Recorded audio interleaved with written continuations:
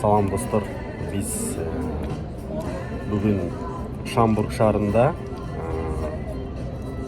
Иллинойс штатында мен ошол көптөн бери көрүшө албай жүргөн мырза менен жолуктум. Силерге тааныштырып кетейин. Аты Алмаз. Биз экранды ушундай кылып койсок, кичине кечиресиздер, ыңгайсыздык болуп атат, бирок ушундай кылып койсоң туура болот го дейм. Алмаз, көрүшкөнүбүзгө көптөн бери көрүшө элекпиз. Атайын Чикагодан болсо бер жак центрдан бери түшүп келдик. Ылдый Шамбургка чейин 1 сааттык жол. Өзүң Филадельфияда жүрсүң, Филадельфиядан жаңы келдиң, Жаңы келди. Бүгүн достор бир аз эң мындай сөздүн баягы көбүнө кызык болгон CDL тууралуу бир аз сөз кылып кетсекпи дегенбиз. Ушул Алмаз өзү жакында эле Филадельфиядан CDL праваны алып келди да, окуп келди десек туура болот. Эми жакында эртең бүрсүгүнү ошол CDL менен тракка чыкканга даярданып атат да, Кудайым буйруса. Анан Алмаз, эми бир суроо бар. Мисалы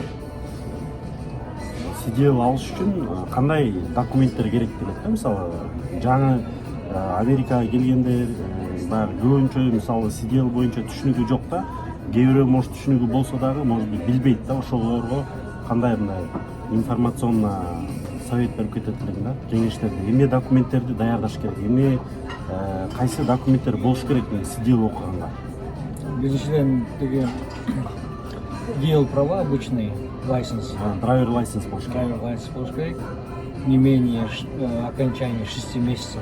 6 айга чейин мөөнөтү болуш керек. Social, work authorization и медицинская справка. Медкомиссия. Ал любой штаттыкы жарай берет. Любой штаттыкы 2 жылга берилет. Болду. Анан ошол документ мына драйвер лайсенс, медсправка, social work болду. Ошо менен мисалы Филадельфияга келдиң, DMV-ге барып, пермит алып этесиң. Ал жерде мектептер барбы же кандай? Жок, мектепке чейин биринчи сен допуск алыш керек мектепке. Combination, air brake и general. Ошолорду бересиң, 3 этаптан кийин школго поступать этесиң. Мектепке Penn CDL деген мектепте окудум. Хорошая школа, аудиториялары бар, 8ге жакын трагы бар. Инструкторлор жакшы экен. Где-то грубо $2500 турат окуусу, экзамени $350 турат. И кругом бегом сколько? 2850. 2850. А бирок мисалы ал жерде ошол школада окуганы канча, бир жума окуш керекпи, 2 жума окуш керекпи? Канча убакытта окудуңар мисалы? Өзүң канча убакытта окудуң? Мисалы, если тил билсең, бат эле. И плюс еще ты должен понимать, да, что ты учишь. А если тилиң жок болсо, грубо плюс-минус месяц. 3 жума бир ай. Грубо. Анан баягы биринчи ошол жана теоретический жагын тапшырып, анан практика еще вождение да тапшырасың, Биринчи келгенде эле притип инспекшнда окуйсуң. Это машина сырты. Сыртында эмне бар? Терезе айнегинен, фараларынан баштап, притип капоттун ичинде эмне бар? Ошондон баштайсың. Полностью трак и трейлер. Потом air brake. Это тормозная система, как воздушные тормоза работают. Потом in-cab inspection, это что в кабине есть. Вот эти 3 этапа. А потом skills, это уже вождение, парковка. Там 4 задания будет. Сначала вытягиваешь трак, определенный бокска ставишь трак свой бампером, дальше протягиваешь его вперед, потом бэкинг делаешь, это назад, Это надо 100 фит проехать. Там будут конусы стоять, линии, и ты не должен не заступать никуда. Вытягиваешь назад, бэкинг делаешь. Это вторая позиция. Потом третья позиция, это вытягиваешь на параллельную парковку. И как вытянул, каким же этим макаром назад надо загнать. Это вот 4 позиции. Вот. Такие экзамены. Чатак, бұл трак айдап көрбөгөн жаныңызга бизге кыйын эле болсо керек. Мисалы кейбирөө баягы практикага ачык айтканда акырын чыгып атышат да. Мисалы кейбирөө опыты бар, Европада айдап жүргөндөр бар, мисалы аларга жеген. Мисалы мен өмүрү грузовой айдап көргөн эмесмин да, мисалы үчүнчү. Ага кандай болуп атат? Инструкторлар деле айтат да, мисалы ошол ПМ деген мектепте 60-тан 80 кишиге чейин в месяц выпускаются такистов. Вот они говорят, 70% окуучулар жолду көргөндөн кийин отпрыгивают, что это не ихнее, да? Баягы матерый айдайм дегендер калышат в основном. Ал эми силер үчүн мындай эң кыйын эмне болду? Кайсынысы кыйын болду дейм? Лично мага эчтекеси кыйын болгон жок. Ыр жаттагандай жаттадым. Инструкторлар ар бир детальды көрсөтүп берди. Бул ушундай. Ошол детальдарды как по книжке ты должен, никаких слов не добавляешь, не убавляешь. Все на английском? Да, все на английском. Ну, порядка где-то 25-28 листов надо выучить. Эми ошол биздин туугандар барып, ошол жерде барып, мисалы силер менен окугандардын арасынан, мисалы канча адам арасынан канча өттү, канчасы өтө албай калды? Мисалы биздин немеде Варвара деген хозяйка, да, это школанын. Биздин кыргыздарды мактады да. Молодцы депчи. Мисалы башка улуттарга эми жаман деп айтпайм, баягы башка улуттарга караганда силердин тилиңер батыраак жаттайсыңар, и более ответственный батыраак бүтүп кетип атасыңар депчи. Провалдар азыраак. То есть если из 10 пацанов на экзамен кто идет, ну 7 ребят сдают экзамен. Трое проваливают. Потом у них есть 3 попытки на пересдачу. Ар бир попытка это оплачивается, да, $350 стоит. И у нас шансов не было.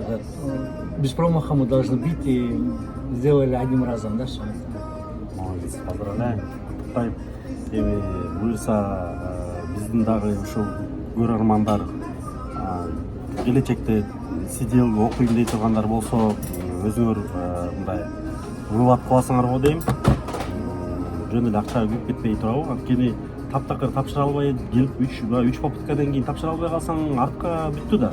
Мисалы 3 попытка берет, 3 попытканы если ты провалил, кайра тегип башына ДМИге барып Пермит аласың. Кайра. Анан кайра төлөйсүң? Жок, төлөбөйсүң. Вот они 2,5 миң алат, ты можешь год учиться. Когда сдашь, тогда уйдешь. Мисалы эртеси күнү барып кайра окуса болбойт да, бир определенный убакыттан кийин. 2 жумадан кийин. 2 жумадан кийин, да? В общем, кыйналат экенсиңер да. Жок, мындай кому-то жеңил берилет, кому-то бирок можно выучить.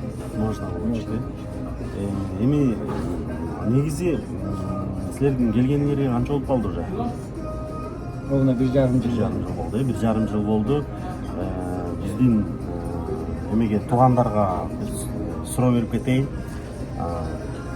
Жооп берип кетсеңиздер, эмеге Американын плюс жактары, минус жактары. В целом, Америка что вам дало или что вам дает, что можно получить от Америки? Вы довольны тем, что вот оказались здесь или, ну, суроону туура коеюнчу, мисалы, Американын жакшы жактарын кайсы деп ойлойсуңар? Если ошондой ойлосоңор айтып кетсеңер болот. Если минус жактары болсо, минус жактарын белгилеп кетсеңер болот. Бул суроого жооп бербей деле койсоңор болот. Мына өзүңөрдүн албаңар менен да. Но Америка все-таки лучшая страна, да?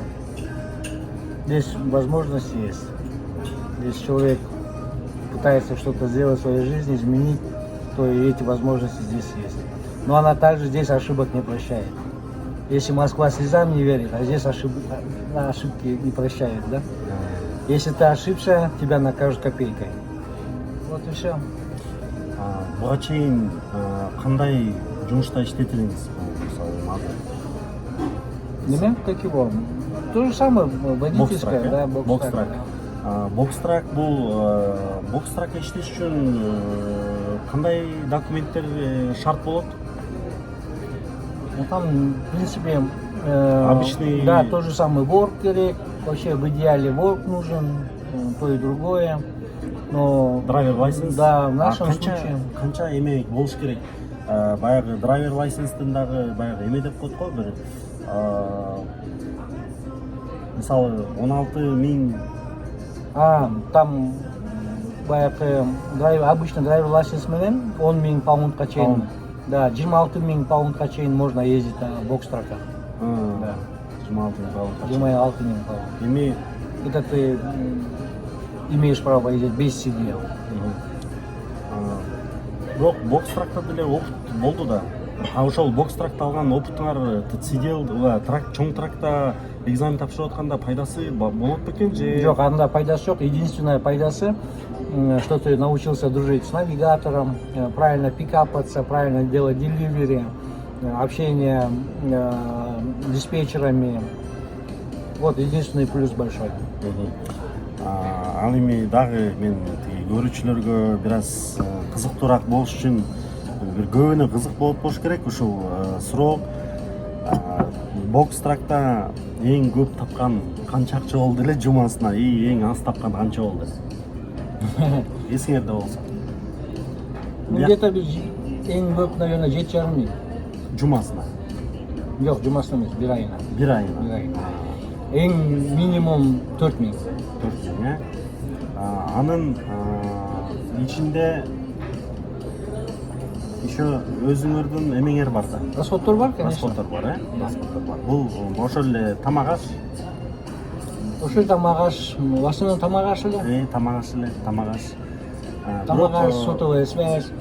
Бокстракта жүргөнгө да даяр болуш керек да. Себеби дегенде ал жерге баягы туугандар эртең эле бокстракка чыгып анан өзүм жанын багып кетем дегенден алыс болуп да. Себеби ал жерде эми кээ бир случайларда башка штатка барып каласың. Ал жерден өзүнүн машинанын ремонту, өзүнүн условиялары болот, жатаканасы. Анан баягы газ плиталарды кээ бир алып алышат экен, өздөрү бышырат экен, кээ бирөө жолдон алып жейт. Ушуна ар кандай случайлар болуп калат да. Туурабы? Ошого дагы даяр болуш керек да. Ну, видишь, штаты-то такие, Соединенные Штаты чём да? Погоды меняются. Где-то жарко, где-то холодно. Перевалы переезжаешь. Давление поднимается, где-то опускается. В общем-то, допустим, на запад на вест уехал, там холодно. Вверха поднялся, там уже другая атмосфера. В сторону Калифорнии, Техаса уехал, там жарко, там 43 градуса, да? Короче, шондой. По всем штатам. Эми достор, силерге эгер ошол биздин маек кызыктуу болуп дагы көп суроолорду, кызыктыра турган суроолоруңарды бере албай калсаңар, комментарийге жазгыла. Албетте жооп берген аракет кылабыз. Эми биз Алмазга только ийгилик каалайм. Мындан ары дагы көп жетишкендиктерге, ийгиликке жетише бер. Буюрса баары жакшы болот деп мен да ойлойм. Себеби Алмаз туура айтып кетти, Америка Кошмо Штаты бул көп мүмкүнчүлүктөрдү бере турган мамлекет. Ошол мүмкүнчүлүктөрдү туура пайдалануу бул албетте өзүбүздөн гана зависит этет да, орусча айтканда. Ошол эми Трактан токтоп калбаш керек, трактан өйдөбүш керек. трактан албетте Эми немекенде, здесь в Америке постоянно этапы, победы. Каждый этап это по-своему победа, каждые шаги твои. И вот это вот сидел, это определенный тоже свой шаг. Мы это его преодолели. Дальше идем. Эртең бул сиделдин бир эмеси баягы любой момент баягы чыгып кете бересиң жумуштан. Ну, Эртең күнү, например, да, без проблем. бир ишиң Да. токтоп калды, чыктың, кеттиң. Да, ты востребованный, да? Ты профессиональный драйвер, да? Профессиональный драйвер. В будущем будешь самолеттен окуйын деп атабыз буюрса. Эми көп жетишкендерге буюрса албетте өзү насип кылсын, Кудай таалам сага ийгилик. Эми көрүүчүлөргө только подписка кылып, лайктан басып, анан поделицаны көбүрөөк кылып койсоңор, ошол силерге рахмат. Дагы көп буюрса жакшы видеолорду чыгарганга аракет кылабыз. Давайте.